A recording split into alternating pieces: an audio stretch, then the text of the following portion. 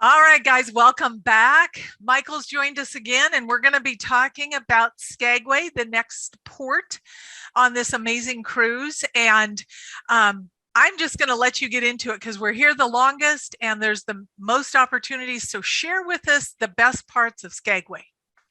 Okay, I'm gonna get segue. When you leave Juneau the night before, it's gonna be about 10 o'clock. And then Skagway is only 100 miles away from Juneau. So the ship is just gonna go probably like 2 to 4 knots, very, very slowly to take you that 100 miles. But the great thing about Skagway, it's the northernmost point of the cruise. So you're gonna be 1,000 miles north from Seattle. And by the way, your cruise round trip from Seattle is going to encompass 2,000 miles Wow. within that 7 days. So Skagway, furthest north, try to be up in the morning again. Again, don't sleep until you're dead. And at about 6 a.m., the ship is approaching through a narrow fjord.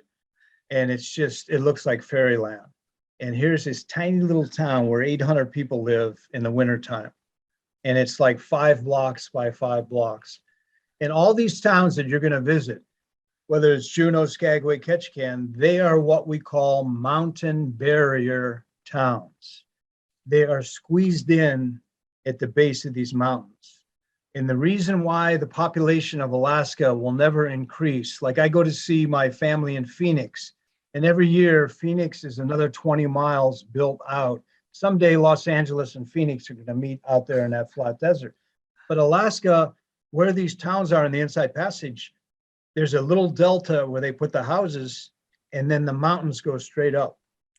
Mm-hmm. So you can't build on that verticality. I mean, they build on the foothills. So these are mountain barrier towns. You come in, it's one of the greatest sail ins as far as rugged scenery.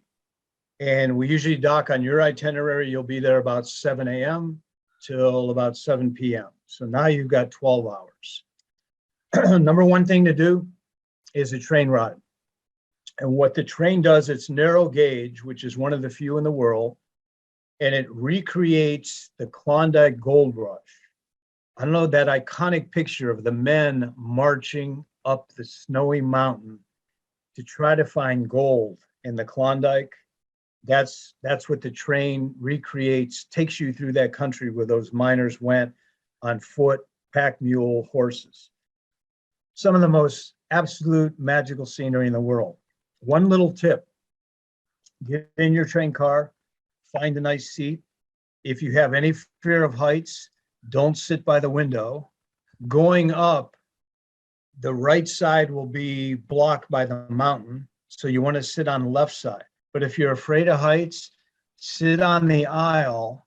You can still look out the window, but without that. I do not believe how they ever built these train tracks right on the edges of these mountains. In fact, my mother came a few years ago and she looked out the window and she turned green. And she said, "I haven't been this sick since I was pregnant with you." So just sit on the aisle and claim your seat. And nobody knows this, but every train car, there's a door in the back. Pop the door, stand out on the viewing platform. Now with Dave, hand him, he'll have the camera, have him lean out, grab him by the ankle. And as the train snake is swinging around the curves, going up the mountain track, he can get these amazing pictures of the whole train behind you, twisting and turning. And then if the life insurance is paid off, and they do that now. They do tell us when we can go out there. He Good. did, but we did a little trick. I was on the inside on the so we took up a whole row on each side. But then remember too, there was limited visitors, right? Because I wanted to get the up close and personal to the waterfalls that do come off those mountains, right? And he wanted to get all of that stuff on the left side. And then because we came back the opposite way, then I got I captured on my side, he captured what he could see on his side. And we both have different eyes. and Right. what we capture. That's wonderful to do.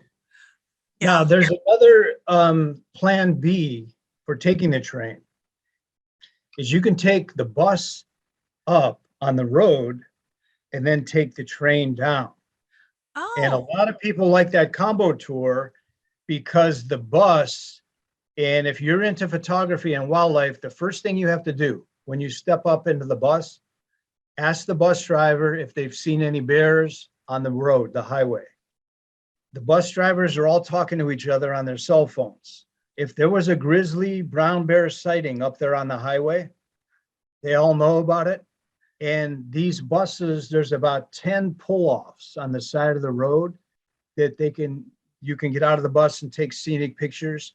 And also a lot of times the wildlife, there's mountain goats, marmots, bears up there, whereas the train won't stop. Once it gets rolling, the steel wheels keep going. yeah. But the bus will stop. And if the bus driver knows you're jazzed about pictures, then he'll go out of his way to make sure you get some bear pictures or whatever. About 4 summers ago, going up in the bus, one of our passengers, the bus driver stopped and said, "Hey guys, look out the window. A grizzly bear just killed a mountain goat." So Mike slid the bus window open. Nobody got out, too dangerous. There is an exhausted grizzly bear like this with his chin on his arm, and there's a mountain goat next to him with all 4 legs sticking up in the air. And Mike just leaned up, took this picture. I added it to one of my programs with his permission. It's so amazing. So that's the kind of stuff you can see.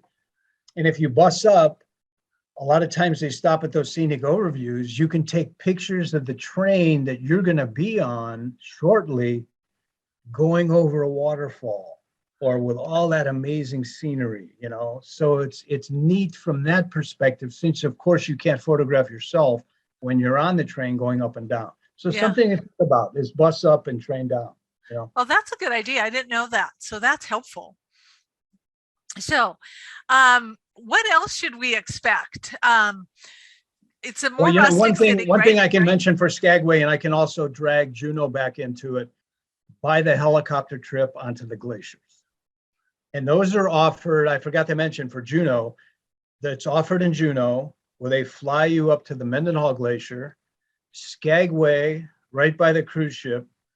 Every mode of transportation is in Skagway.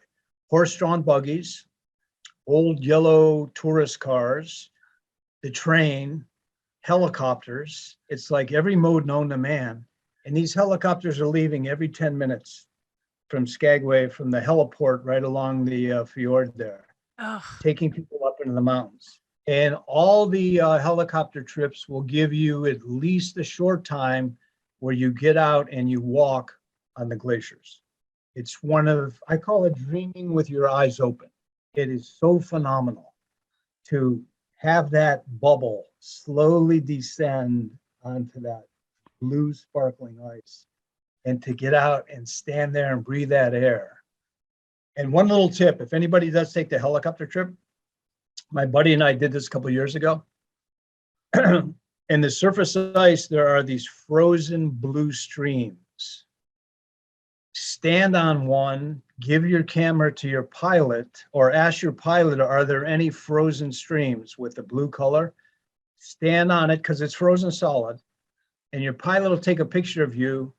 And because the ice underneath you is so clear blue, it looks like you are levitating up in the air. Oh my gosh. It's one of the most, if you put that on Facebook or Instagram, you'll break the internet because your feet are there, but they're not there.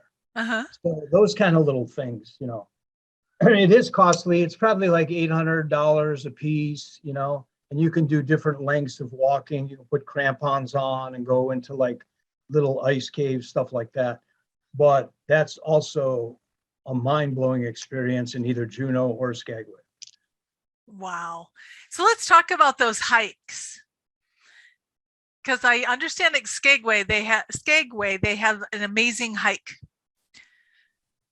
I wish I was with you guys, because what I do on the ship that I'm on is I pass out hiking maps before we get to the ports so you can already see where to go. But If you get off and go into downtown Skagway, right on Main Street, there's the Arctic Brotherhood Chamber of Commerce, an info building. And it's made out of 10,000 pieces of driftwood. You can't miss it. Go in there and get 10, or how many are in your group, 12 hiking maps. Then they give them out for free. It's a green map. It shows every trail you can do. But right from the cruise ship, you walk over to the railroad tracks, you go on a sidewalk heading north along the railroad tracks, and you'll see a sign for the Dewey Lakes trail system. You cross the railroad tracks carefully, making sure trains not coming or going, and start up. You can go to Lower Dewey Lake, which is about 800 feet up, and it's a beautiful glacial lake. And then you can go to Upper Dewey Lake, which is 3 miles straight up the mountain. If you do have time for that, you'll do 6,000 vertical round trip feet in one hike. Wow. Wow. As I mentioned earlier, instead of it being all or none, take a look at Lower Lake, go to the Upper Lake sign, and just go about another 200 yards. And not quite as steep yet, but it's right along the waterfall. And you can drop down a little trail, and all that silver water, it looks like it's moving in slow motion. Throw your city water away from your canteen, drink that water. There's no giardia, there's no bugs for your stomach because there's no houses up above. That was a glacier about 6 hours ago, what you're drinking, the meltwater. Wow. And it's fizzy like champagne. It's just unbelievable. Wow. So Amazing. you can do, I'd say hour and a half round trip if you just did Lower Dewey up and down, but go that little bit more, a couple hundred yards. Just whoever put that trail in was very smart. They paralleled the waterfall. So you get that melodic sound that, besides the ship rocking like a cradle, when that waterfall sound is like, an earwax song in your ear, an earbug sound, it's like, oh my God, it's just so melodic music. I'll never want to leave. I can guarantee it. You can taste it. You can drink it. I mean, that water is just so cold and pure, I So know. Lower Lake for sure, a little bit further up the trail to, get a taste of the waterfall. Now, bears. Are we going to encounter bears? Oh, great question. Wherever you go, hiking, if you take a step in the woods, bears will attack under two conditions. Mom and her cubs. 70% of attacks on human beings are from the perceived danger of a mother thinking her cubs are in threat. The other condition is if you surprise them suddenly. So best thing to do when you're hiking, keep up a chatter, buy a bear bell at one of the drugstores in any of the port towns. The bear, will hear the bell, step off the trail, and the twain will rarely meet. I don't like the bells because I get so tired of that clankety clank sound. So what I do when I'm running on the trails or hiking is I simply clap my hands about every minute, or I'll just sing out, "Hey bear," just to let them know that I'm coming. Because the last fatality in Alaska was up near Anchorage. It was a woman trail running. She forgot to make noise. She came around a corner and a bear had just killed a deer. So when you show up in its eye field, it thinks that you want its food. Boom, boom, boom, took her out. So be audio.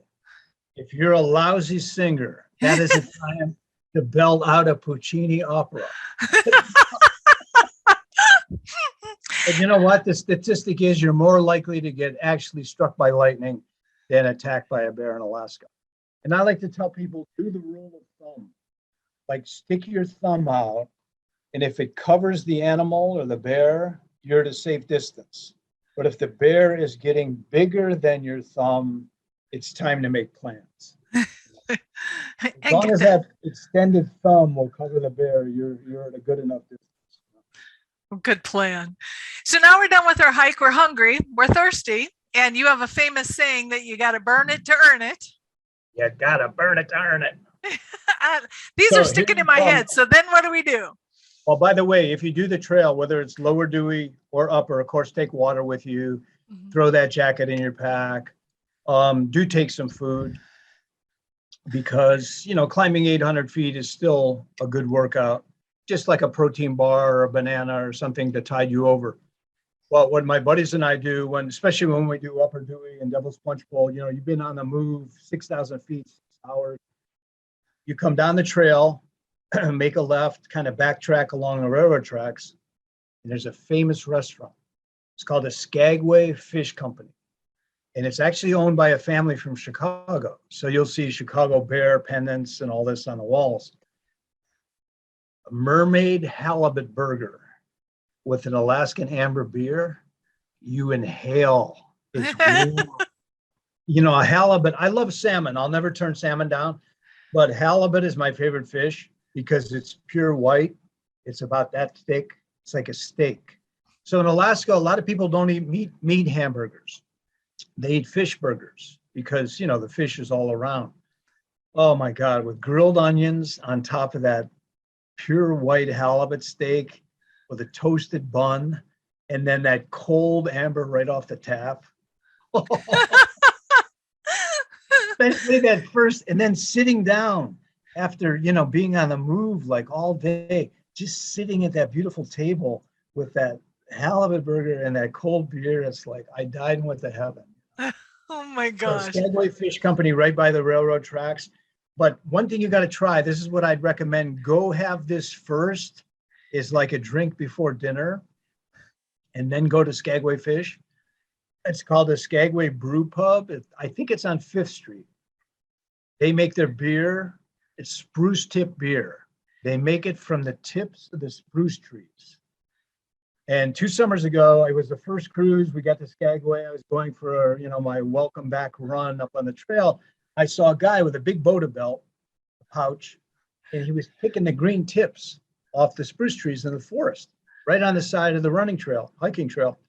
And I go, dude, spruce tip beer, Skagway Brewery? He goes, you got it, dude. So they actually use the tips, concentrated growth tips of the trees. So there's so much citrus taste and vitamin C in that beer. So their advertisement is, come on in and drink your vitamins. I love it. I know that was the one I wanted to go to. It's not like a full body beer. It's just that citrusy summer. If it's a warm day, have a spruce tip beer, Skagway Brew Pub, then go for the serious eats at Skagway Fish Company. Oh my gosh. It all sounds so amazing, Michael. So when are you moving? When are you guys moving up there? I don't know, but it's making me crazy that it's not until September that we're going. No, but I'll give you reports. We'll communicate through the summer, and I'll tell you what weather's like heading into your week and all that. That would be great. Yeah, because you depart in April, don't you? Yeah, we actually do a sampler cruise from Vancouver up to Ketchikan. I'm actually going to get on the ship in San Francisco and then go on up to Vancouver. And then we dip our toe in the water with that sampler and then come back to Seattle for the 20 runs. Wow, it's going to be great. And a beautiful season. I'm so glad we're back. I know Alaska's glad we're back. Are we going to be in the ports together? Did you check? Would our ships cross paths? I don't think so because you leave on a Sunday and we leave on a Saturday. So I think we're just a day off. Right. Okay. So unfortunately, because I was going to say, let's meet up and I'll bring my group and we'll all have a good time. But we're not. So, all right. So we're wrapping up Juneau. Everybody's going to hang tight. Or no, I mean, sorry, I forgot where we are. I just want to be there. We're wrapping up Skagway. So we've taken off. We've left Seattle. We've been to Juneau. We've stopped at Skagway. And now we're going to go on the most incredible scenic tour I have ever seen. And that is Glacier Bay. And if you've never been, you don't want to miss it. You got to hear it from Mike's eyes because there's just so much incredible things. This is the day that if you have a balcony, you never want to leave it. So we're going to be back. So hang tight. Michael's still going to be with us. We've got a few more times with him and I can't wait for us to join him again as we head out to Glacier Bay.